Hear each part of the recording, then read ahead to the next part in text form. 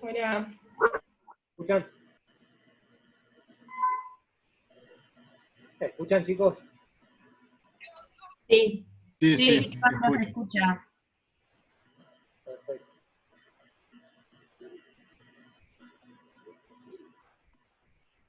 Bueno, los dejo con el doctor. Hasta luego. Buen día. Buen día. Buen día. Buen día. Buen día. Hoy Buen día.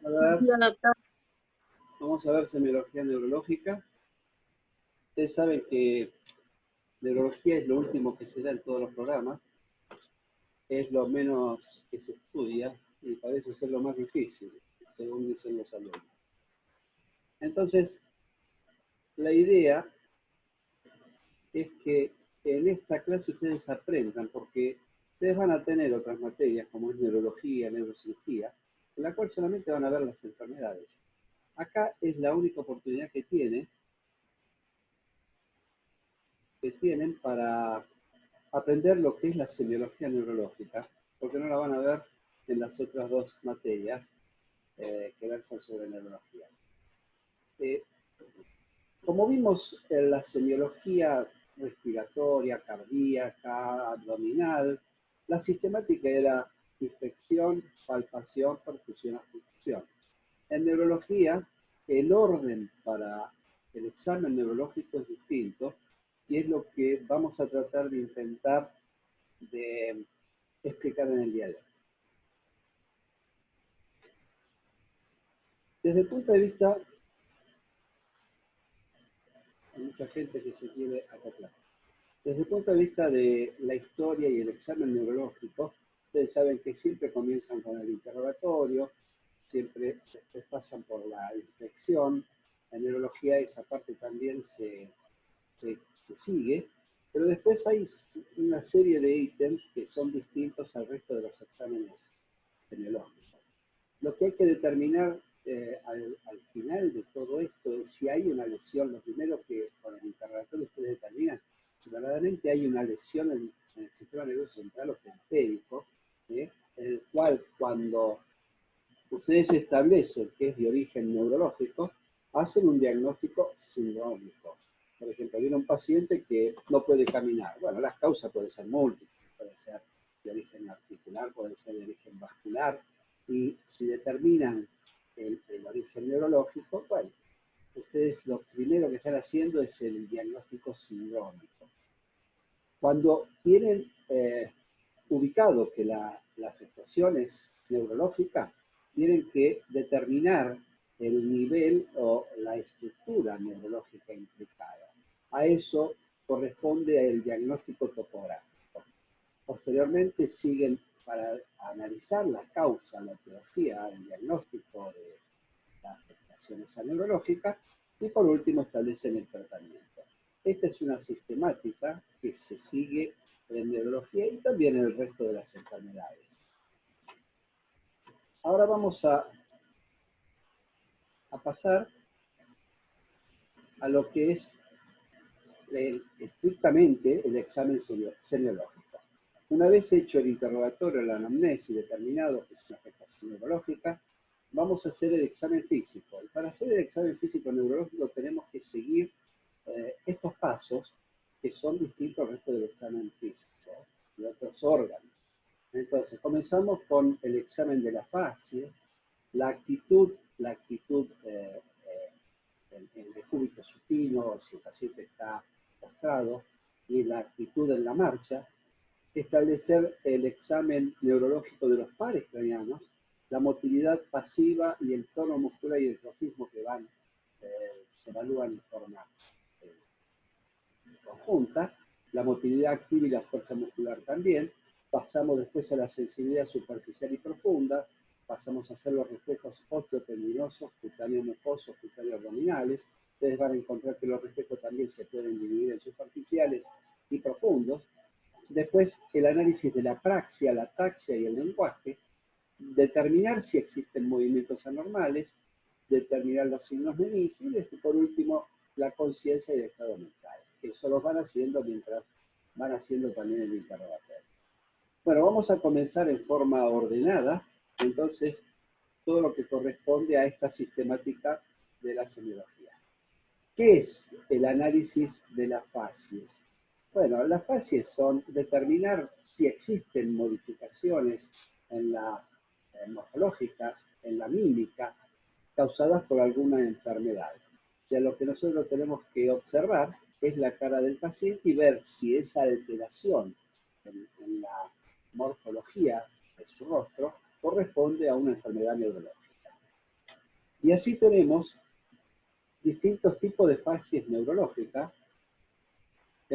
Quizás la más común, la que ustedes tienen que recordar, es la fascia asimétrica por parálisis facial. La facies asimétrica, que se caracteriza por el borramiento del surco nasogeniano nasolabial, con desviación de la comisura hacia el lado sano, asimetría de los orificios, tanto de los orificios oculares como de la boca. Hay también borramiento de las arrugas frontales y hay el llamado logoftalmos, que es la falta de lagrimeo en el lado enfermo. Acá si observamos en este paciente, toda esta asimetría se ve del lado izquierdo. Esta es una parálisis facial central.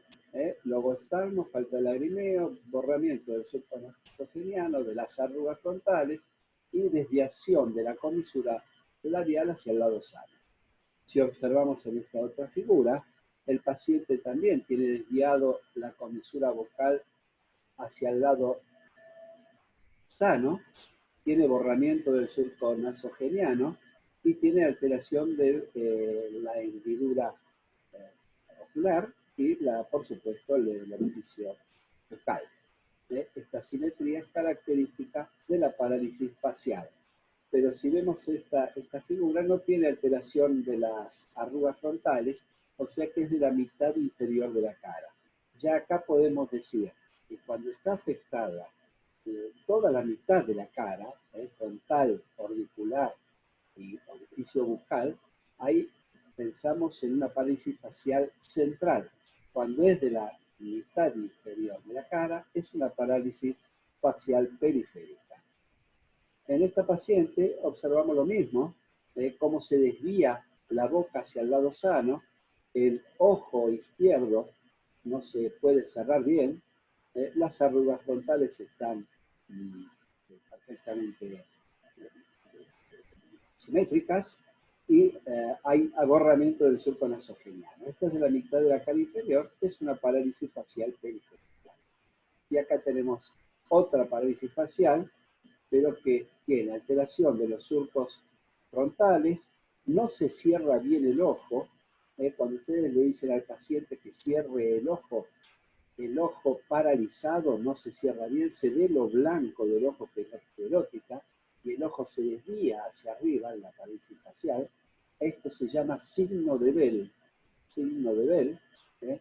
y es característico de la parálisis facial periférica, cuya afectación es de toda la hemicara, mientras que cuando es una parálisis facial central es de la hemicara inferior. Y ahora vamos a ver por qué.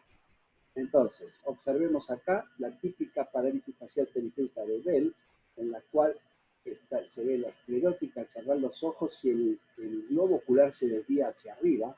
A eso se llama signo de negro, o negro algunos dicen.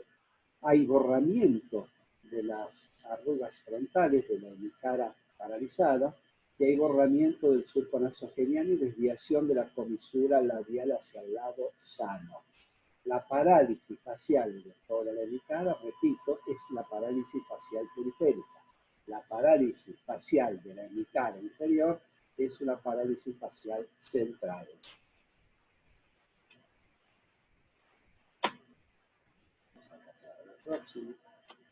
Profesor, disculpe, para aclarar por las dudas, porque al principio lo había dicho al revés, había dicho que la de la parte inferior de la cara era periférica.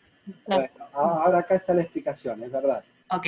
Es verdad, muy bien. Hay una que está prestando atención, excelente. Sí, lo repetí varias veces después que la parálisis facial periférica se llama parálisis de Bell. Bell es un médico inglés que describió la parálisis facial periférica y que era el médico, el maestro de Sir Conan Doyle. Sir Conan Doyle era el que escribió Sherlock Holmes. Era médico, ¿se acuerdan, no? Bueno, Bell era el maestro de Sir Conan Doyle. Entonces, ¿por qué la parálisis facial central afecta la hemicara inferior y por qué la periférica afecta toda la hemicara? Acá está la explicación. La primera neurona de la vía motora correspondiente al séptimo par que inervan todos los músculos de la mímica se encuentra en la corteza frontal. ¿Qué pasó? Se cortó, ¿no? Ahí está. En la corteza frontal, en el área 4 de Brodmann, prerolándica. La primera neurona baja a la parte subcortical, pasa por la cápsula interna, fundamentalmente por la rodilla, y ahí se entrecruza a nivel de la protuberancia y va a inervar a la cara contralateral. Hay una vía, acá tenemos en violeta, hay una parte de la vía que no se entrecruza, que va en forma directa y que va a inervar el mismo lado de la cara. Entonces, si acá vemos la hemicara derecha, fíjense que las neuronas o la vía correspondiente a la inervación de la parte derecha de la cara, fundamentalmente vienen del hemisferio izquierdo, que se entrecruzan antes del núcleo del facial en la protuberancia y van a inervar la cara contralateral. La vía ejemplificada de color verde fundamentalmente se entrecruza y va a inervar la parte inferior de la cara, mientras que la parte superior de la cara recibe inervación directa del lado derecho, que lo tienen acá ejemplificado de color violeta, ¿sí? Por lo tanto, si hay una lesión central, se dice lesión central de la vía motora facial cuando es por arriba del núcleo del facial que se encuentra en la protuberancia. Entonces, va a producirse una lesión por arriba del núcleo del facial en la protuberancia y va a producirse una parálisis de la hemicara contralateral seguro de la parte inferior, pero de la parte superior, como recibe inervación directa, no va a sufrir cambios en la motilidad del músculo frontal, fundamentalmente, y parte del orbicular de los ojos. ¿Se entiende por qué la parálisis facial central afecta a la hemicara inferior? Porque recibe del mismo lado la parte superior de la cara, entonces si se afecta del lado izquierdo, el lado derecho, la parte superior va a quedar indemne porque recibe inervación del mismo lado. Mientras que cuando se lesiona el nervio, o sea, parálisis facial periférica se llama cuando sale del núcleo del facial en la protuberancia hacia el nervio del facial. Si en cualquier lugar del recorrido del facial se lesiona, la parálisis va a ser de toda la hemicara. Esta es la explicación por qué la parálisis facial periférica afecta toda la hemicara y la parálisis facial central afecta la hemicara inferior. Espero que haya quedado claro. ¿Sí? Quedó claro. ¿Quedó claro? Ahora sí. Sí, Sí, sí, ahora sí. Bueno. La del principio no estaba al revés, está bien ahora. ¿Cómo? No, que al principio sí se había notado el error, pero ahora que lo corrigió está correcto, quedó claro. Bueno. A veces el que tiene boca se equivoca. Escuche, facie del accidente cerebrovascular capsular. Generalmente las lesiones de la parálisis facial central, las que afectan la hemicara, realmente son a nivel de donde se concentra la vía motora y ese es el lugar de la cápsula interna. Por eso la hemiplegia facial, braquial y pleural generalmente son lesiones a nivel de la cápsula interna. Y cuando afecta ese nivel es una parálisis facial central como esta paciente.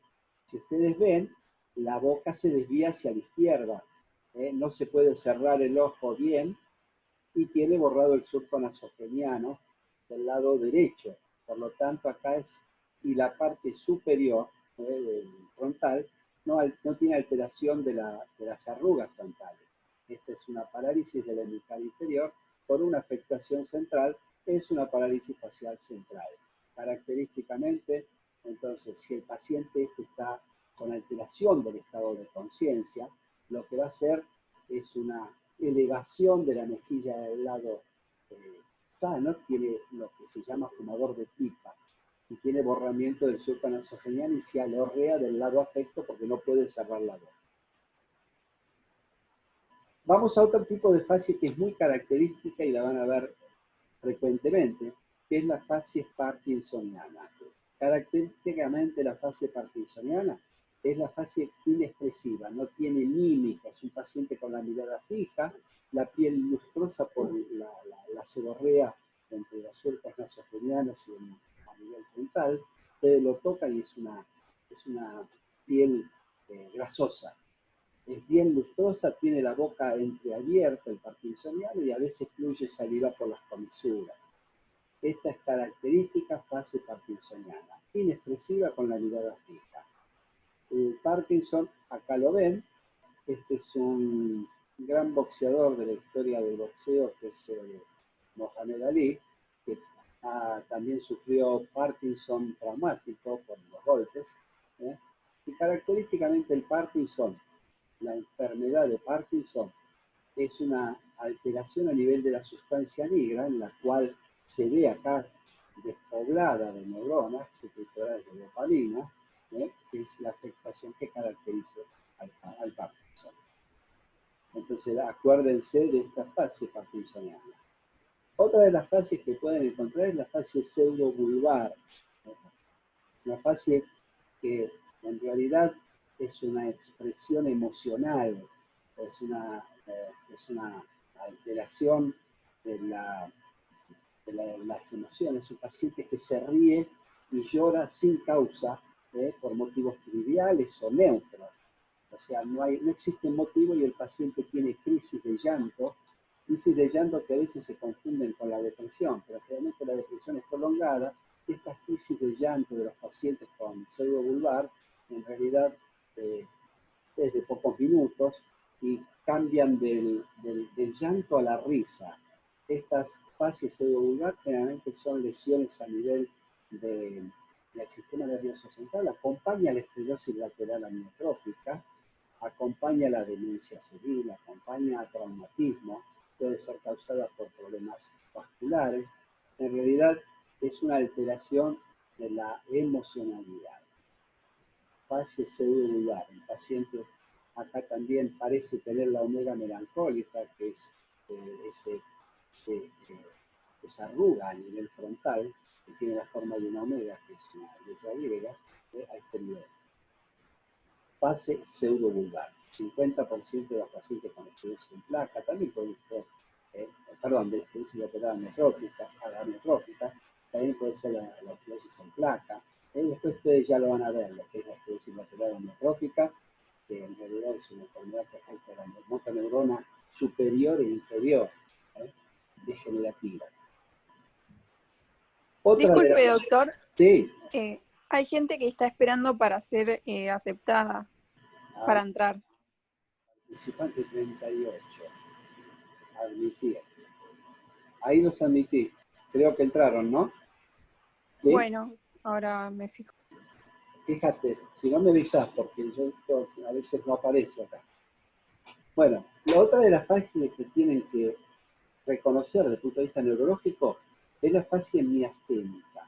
La fase miasténica es una afectación, en realidad son anticuerpos antirreceptores de acetilcolina, que hace que no se produzca la contracción muscular y generalmente la acetilcolina se va agotando al final del día y son pacientes que quizás comienzan bien la actividad motriz y al final del día se va agotando.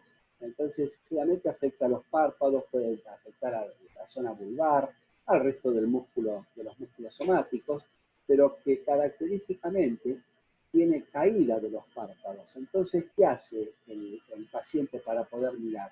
Eleva la cabeza y a esta fase miasténica se la llama también fases de astrónomo, porque tienen que elevar la cabeza para poder mirar.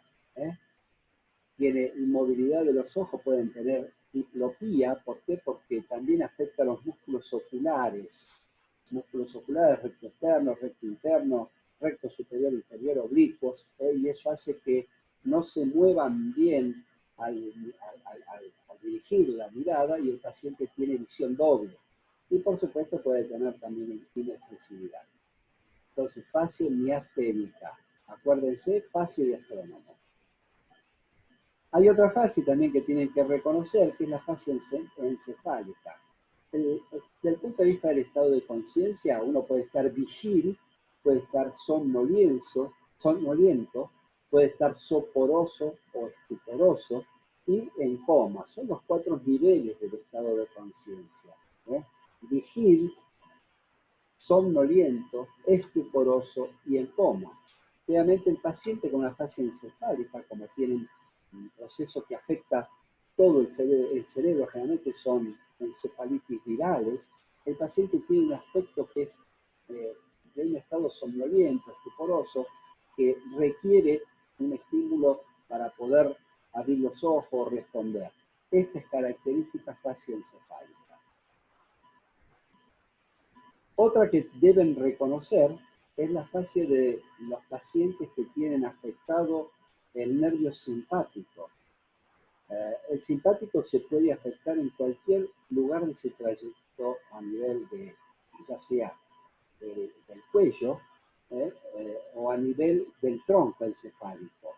Entonces, hay un ganglio que es simpático que se encuentra en el vértice del pulmón, en el vértice del pulmón, que es la fosita suprarretroclavicular de Seguidó en el vértice del pulmón, y que patologías del vértice del pulmón, como por ejemplo tumores, adenocarcinomas que asientan sobre lesiones tuberculosas, cicatrices tuberculosas, el adenocarcinoma, se llaman tumor del vértice del pulmón, tumor de páncreas Tobías es el médico argentino, y que afecta a ese ganglio estrellado y produce lo que se llama fascias de Clover-Nark-Horner. Al bloquearse el simpático, al cortarse el simpático, lo que se va a producir es una miosis. Fíjense que este es el ojo normal, este es el ojo afectado. Yo corto el simpático, lo que predomina es el parasimpático, se produce una miosis. Hay una disminución de la hendidura palpebral, enoftalmía, y hay lo que se llama quemosis conjuntival, que es como si las conjuntivas estuviesen llenas de agua. Quemosis conjuntival que caracteriza a la fase de Clover-Nark-Horner. Repito, disminución de la hendidura palpebral, enoftalmía, miosis y quemosis conjuntival, que es por lesión total del simpático. Antes de lesionarse el simpático, por estos procesos, generalmente yo les dije el tumor de páncreas, pero también puede ser en pacientes operados por una endarterectomía en una carótida obstruida. Entonces, cuando el cirujano abre la carótida, ustedes saben que el simpático también rodea todas las arterias, entonces se lesiona el simpático a ese nivel también y puede producirse síndrome de Clover-Nark-Horner. Pero en un principio, el simpático puede estar estimulado en vez de cortado en su totalidad como el Clover-Nark-Horner, y lo que se produce es el síndrome de Dufour-Dupetit, en el cual el simpático, al estar estimulado, lo que produciría en este ojo sería una midriasis y una apertura ocular de la hendidura ocular mayor, con lo cual se vería la parte blanca superior. Eso es lo que es el Dufour-Dupetit, que es estimulación del simpático. Cuando se corta el simpático en su totalidad, da el Clover-Nark-Horner. Creo que quedó claro esto, ¿verdad? Doctor, ¿podría volver a repetir cuál era el síndrome de cuando se estimulaba mucho el simpático? Se llama Dufour, empieza con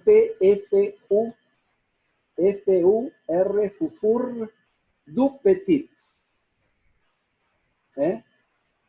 Gracias. Actitud. Era el segundo ítem que nosotros veíamos. Actitud en el lecho, y después vamos a ver la marcha, que es el segundo ítem que veíamos en la exploración de la semiología del sistema nervioso. La actitud en el lecho y en reposo, que es la posición característica que adopta el enfermo en decúbito dorsal, o la actitud en la posición erecta. Vamos a ver las distintas alteraciones neurológicas que tenemos que evaluar en este ítem. Entonces, la actitud, por ejemplo, nosotros podemos ver un paciente en el lecho en decúbito lateral, con las piernas flexionadas, los brazos también flexionados, la cabeza también flexionada. Esta es una actitud en gatillo de fusil. Se ven los chicos que tienen meningitis. Fíjense que la cabeza flexionada, las piernas flexionadas, los brazos flexionados, se llama actitud en gatillo de fusil.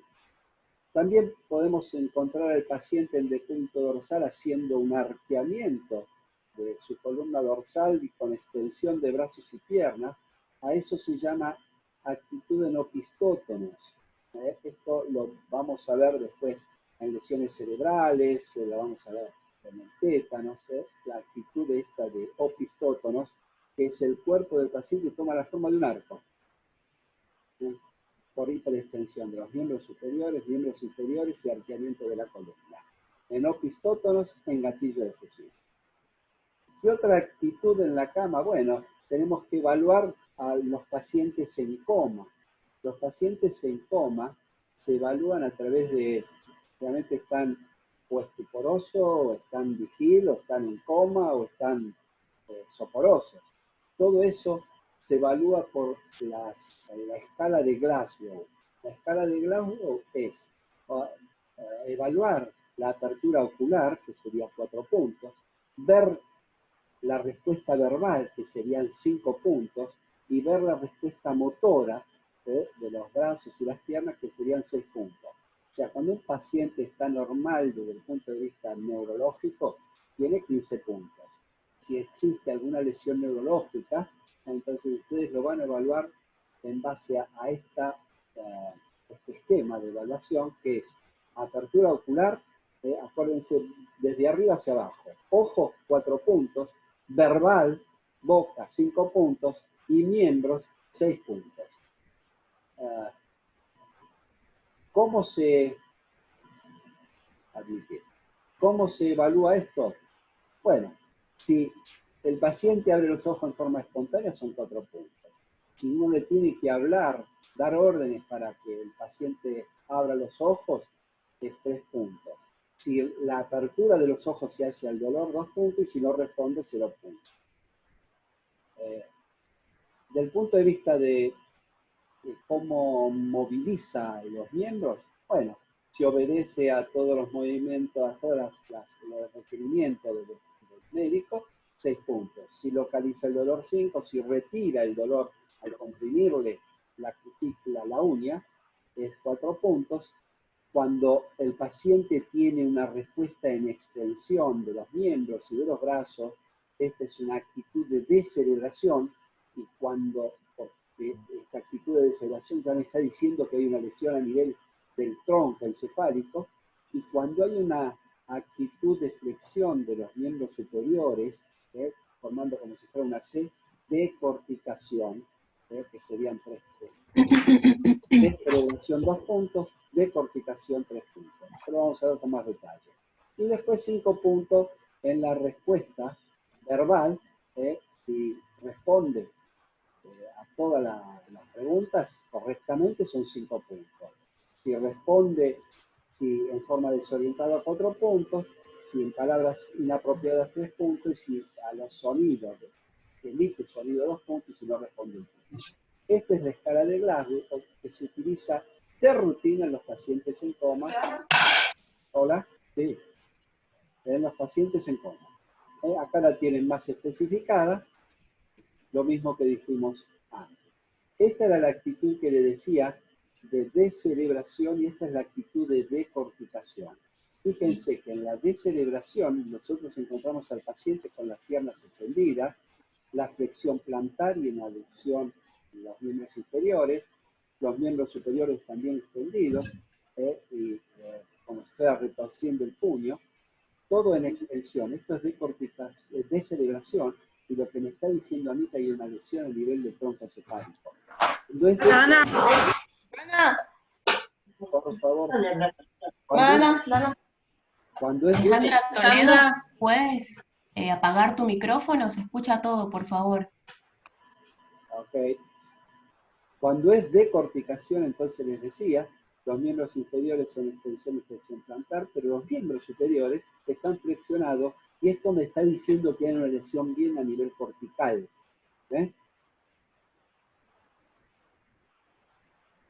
¿Qué otra actitud? La actitud meningia. El paciente, cuando nosotros lo queremos sentar, se sienta en bloque y con una gran extensión, hiperextensión del cuello, no lo podemos flexionar hacia adelante. Las extremidades están flexionadas, el cuello está extendido y está encorvado para atrás. Hace fuerza si lo queremos sentar. La actitud meningia, que es propia de la meningitis aguda, tiene alteración del estado mental, tienen fiebre, tienen cefaleas, tienen rigidez de nuca, y hay dos pruebas, que es el Brooke-Siski y Kerning, que la ponen de manifiesto. La prueba de Brooke-Siski se hace flexionando la cabeza y seguidamente de una flexión de los dos miembros inferiores, mientras que el signo de Kerning lo que hacen es flexionar el muslo sobre la cadera, la pierna sobre el muslo, y la pierna contralateral se flexionan también. Esto es característico de la meningitis, son signos meningios que hacen el diagnóstico. Signo de Brooke-Siski, flexión del cuello, y signo de Kerning, flexión de la pierna sobre el muslo sobre la cadera. ¿Qué otra actitud podemos encontrar en los pacientes con crisis convulsivas, en la cual tienen dos fases en las crisis convulsivas, que son la tónica y la crónica? En la fase tónica lo que hace es un gran opistótono con hiperextensión y flexión de los miembros superiores, y en la fase crónica movimientos anormales de los miembros superiores e inferiores son sacudidas. La fase crónica son sacudidas, la fase crónica es con hiperextensión y opistótono. Profesor, una consulta. ¿El kerning qué era exactamente? El kerning es precisamente la flexión de la pierna sobre el muslo sobre la cadera, y hay una flexión acompañante del miembro contralateral. Eso es signo de meningitis. Ese es el kerning. El Brooke-Siski es flexionar la cabeza, ¿sí? Y se flexionan los miembros inferiores. Otra actitud que tienen que conocer es la de hemiplegia capsular. Son pacientes, acuérdense la diferencia, plegía es parálisis total, paresia es parcial. Un paciente que está pléjico no puede mover el miembro superior, inferior, el miembro pléjico, por lo tanto, en la actitud que adopta, ya sea en la cama o en la silla, es una actitud en la cual el miembro pléjico se va hacia adentro, en aducción, y el miembro superior también se flexiona, y la mano adopta una actitud que el pulgar está envuelto por el resto de los dedos. Ahora vamos a ver la microfigura mejor. Esta es la actitud de plegía inclinada hacia el lado pléjico. Esta es una actitud también en decúbito en los pacientes postrados, es una actitud de paraplegia espástica. Realmente se ve en los chicos que han sufrido una isquemia durante el parto, y hay una contractura de las extremidades en extensión que acompaña a su vez de hiperreflexia, o en flexión que se acompaña de hiporreflexia. Acá hay un total desbalance en la motilidad entre los músculos agonistas, antagonistas y sinergistas. Esto es la actitud parapléjica espástica por isquemia cerebral. Marcha. ¿Qué actitudes podemos encontrar en la marcha? Quizás esta es la marcha que ustedes van a ver, que es la marcha espástica hemipléjica. Es en los pacientes que han sufrido un accidente cerebrovascular capsular y quedan con paresia del miembro superior e inferior, con lo cual el paciente parético tiene una cierta motilidad y puede mantener el tonismo como para poder caminar, y cuando camina tiene la marcha espástica que se llama marcha helicoidal o marcha de Todd. Marcha helicoidal o de Todd, porque cuando camina el miembro inferior lo que hace es entrecruzarse, aumenta el movimiento en forma semicircular, se entrecruza el pie, es como si fuera, o marcha de segador, es como si fuera cortando el trigo, por eso se lo llama marcha de segador. Y el miembro superior, fíjense que está flexionado, la mano péndula y el dedo pulgar envuelto por el resto del cuerpo. Arrastran el pie y apoyas el suelo por su borde externo, la punta del pie. Esta es la marcha de Todd, la marcha hemipléjica. Es una marcha hemiparética. Está mal pléjica, es una marcha hemiparética. Pléjica es parálisis total. Parética es parcial, por eso pueden caminar. La marcha de Stepage, que es la marcha en la cual el paciente tiene una afectación, generalmente es por afectación del sistema nervioso periférico, una polineuropatía, afectación de la parte distal de los nervios, y característicamente se acompaña además de trastornos de la sensibilidad en calcetín o en bota, y que el paciente no puede levantar el pie y arrastra la punta del pie. Esto se ve en los pacientes con polineuropatía, se ve en los pacientes que tienen lesiones del ciático posticio externo. El ciático posticio externo es un nervio que envuelve a la cabeza del peroné y muchas lesiones traumáticas, como por ejemplo los rugbyers que sufren un tackle lateral, puede lesionar a este nervio y lo deja con el pie péndulo. Entonces cuando caminan arrastra la punta de los pies y se tropiezan al subir el cordón de la vereda y se caen. Esto se ve también en el diabético con polineuropatía, en el alcohólico, cualquier causa de polineuropatía. Estamos por terminar porque se va por cortar el Zoom, así que vamos a seguir en la segunda parte. La actitud parkinsoniana. Dijimos la fase parkinsoniana. Vamos a ver qué actitud adopta el paciente parkinsoniano al caminar. Realmente el paciente lo que tiene es inclinada la cabeza sobre el tronco, tiene los brazos adosados al cuerpo, y los dedos de la mano temblorosa y van haciendo como si fueran cuenta monedas con los dedos. Tiene un aspecto también expresivo que dijimos anteriormente, la mirada fija, escaso parpadeo y una gran lentitud del movimiento voluntario. Camina con pasos cortos y arrastrándose, y a veces tienen propulsión, se aceleran hacia adelante. Esta es la característica actitud parkinsoniana. Pasos cortos, manos temblorosas, brazos flexionados, que cuando caminan no acompañan el movimiento de balanceo de los brazos, sino que los brazos van hacia adelante, pierden el balanceo. Y a su vez pierden el equilibrio porque a veces se aceleran, tienen propulsión. Esta es la característica actitud parkinsoniana. ¿Qué otro tipo de marcha? Bueno, Doctor, sí. una pregunta. Sí. En el caso anterior, cuando se observan movimientos tipo coreicos, ¿tiene que ver con la regulación y el desbalance con la medicación? Coreico es otra cosa. Sí, ya sé, pero en una fase de la enfermedad hay otro tipo de movimientos, aunque no se llamen así. Los parkinsonianos pueden tener, pero eso es toxicidad medicamentosa, no por la enfermedad. Claro, a eso iba la pregunta. Tal cual. Pero los movimientos coreicos son distintos. Los movimientos coreicos, acuérdense, ¿ustedes se acuerdan de Michael Jackson cuando bailaba? Que estiraba un brazo y el otro y hacía movimientos. Esos son movimientos coreicos. Esto no. El Parkinson de por sí lo que hace es rígido. El paciente está rígido.